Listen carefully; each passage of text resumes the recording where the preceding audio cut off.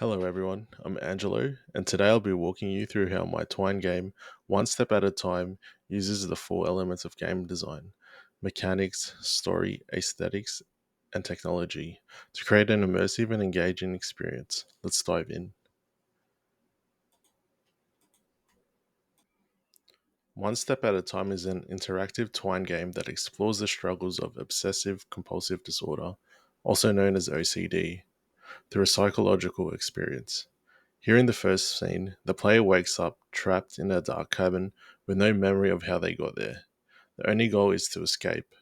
However, every choice they make tests their ability to resist compulsions that seem necessary but actually keep them trapped. If they keep giving in, they're stuck in an endless loop. If they resist, they escape, both from the cabin and from the cycle of OCD itself.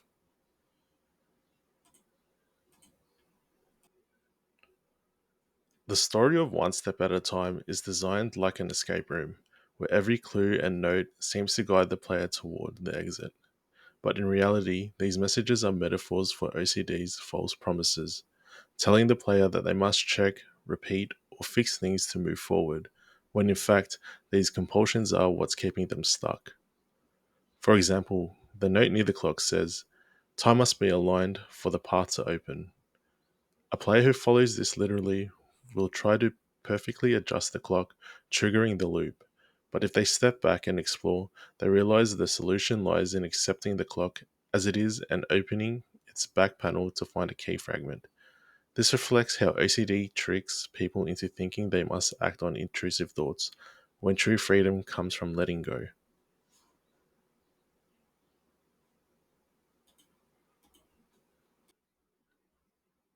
The core mechanic of the game is choice, but not just any choice.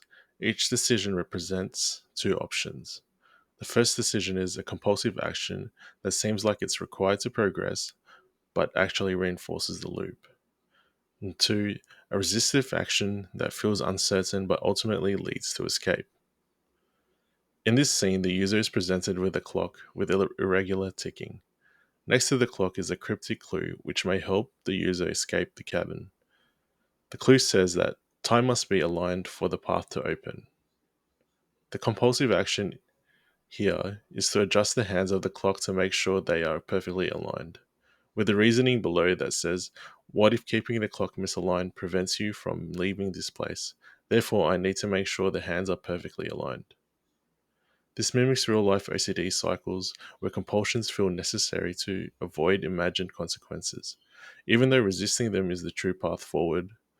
Through this mechanic, players experience firsthand the tension and distress of OCD. The aesthetics of the loop are designed to create an ease and reflect the experience of OCD.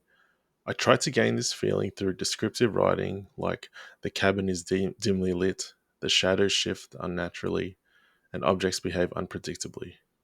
The clock's hands twitch, the map's ink won't stay still, and the candlelight flickers in an unsettling way. This visual design I plan to implement in the future represents how OCD distorts reality.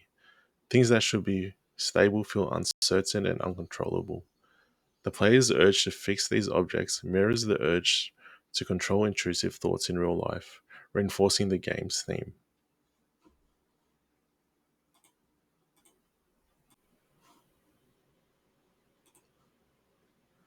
Twine's interactive narrative system is a perfect tool for one step at a time because it allows me to create a branching structure that loops back on itself. When a player gives into a compulsion, they suddenly reset without realizing it at first.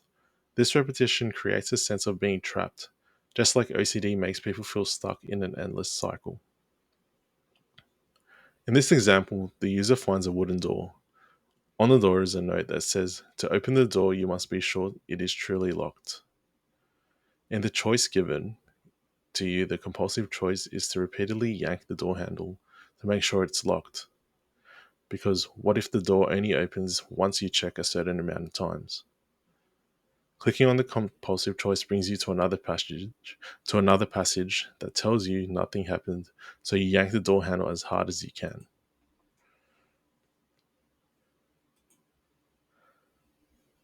And as you can see, you are taken back to the start where you have to go through everything again because the user gave into their compulsion.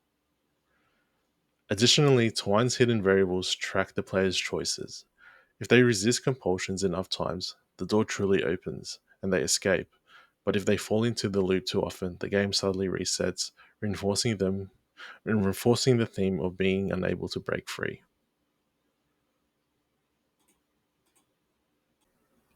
In the last scene, you have collected 3 key fragments which were given by completing other tasks. No matter how many times the user tries the key fragments, they do not fit perfectly together. In this task, you have to open the door by piecing together the parts of the key. The compulsive choice is to keep trying to align the key fragment, whereas the resistive choice is to accept the imperfection of the key and just use it.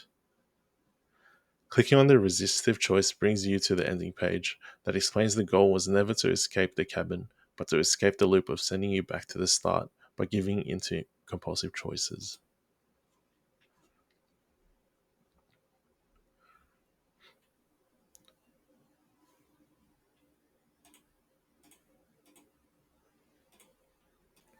In the game, every element such as mechanics, story, aesthetics, and technology come together to immerse the player in what it feels like to struggle with OCD.